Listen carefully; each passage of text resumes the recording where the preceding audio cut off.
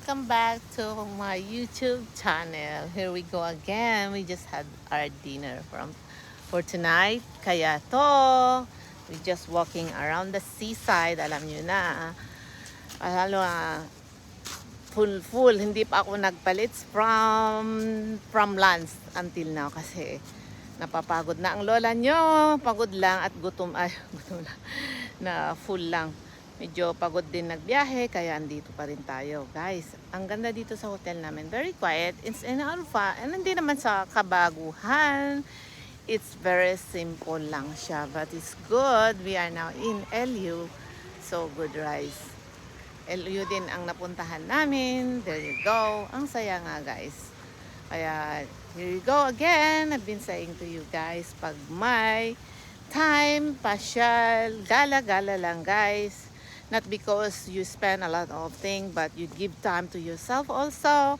Not just keep working and working and working. Kagaya natin, ang mga tao dito sa Pilipinas, ang yayaman, ang suswerte. Pero mga Sara abroad, I tell you, you've been working and working like a washing machine, right? And that's it. Kaya, kung may time, pasyal lang tayo, guys.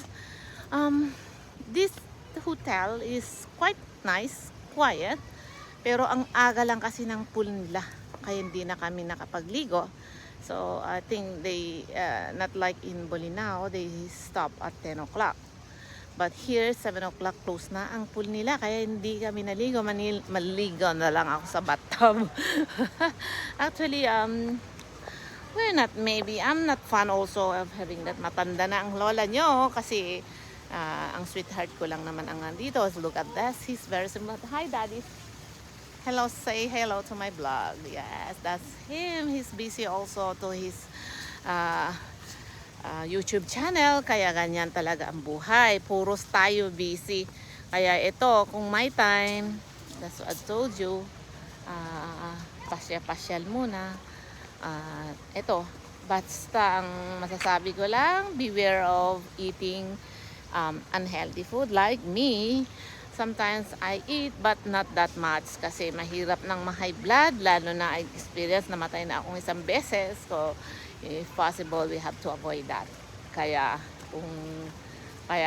if possible, konting-konti din ang kain lang ng konti-konti. I'm going to go down. Punta tayo sa Maisan. Feel ko lang din. Oh, steps. Wala nang tao as in dito. Ako na lang yatang natitira. And the dog outside. See? Ang ganda kaya dito. Quiet din kaya dito, in fairness. Very quiet. Ang problema lang kasi, dun sa pinuntahan namin, ang ingay, hindi naman sa maingay. It's just fun. Really fun. Kasi, they have guests. May, how to say is, may live band sila doon kanina. They started around, I think 4 o'clock. But we enjoyed it anyway. We had some snacks there. And dinner, parang hindi ko na, no more dinner yata. Kasi medyo late na rin. So, till tomorrow again ng eating. Nag-snacks lang kami kanina. You saw it there. Kaya, yun. Ganun talaga ang buhay. Mahirap nang kumain ng marami. Lalo na high blood tayo. As usual. Kaya ito, lakad uli para lang matanggal yung busog natin. Kaya ito, balik-balik na lang ako dito. Ang ganda kaya dito. Ang ganda. Very quiet. It's nice. Kaso nga lang kung ang hinahanap mo ay magarbo, gulo, disco, I think you better go to the place where we went to the lunchtime. Doon sa Kabsat eating ceremony, blah, blah, blah, blah. But it's good in here also. Quiet siya. And very peaceful. Very peaceful talaga dito. Ang ganda, ang ganda. Kaya yun. Some more exercise, walking lang tayo, guys. This is where's our hotel.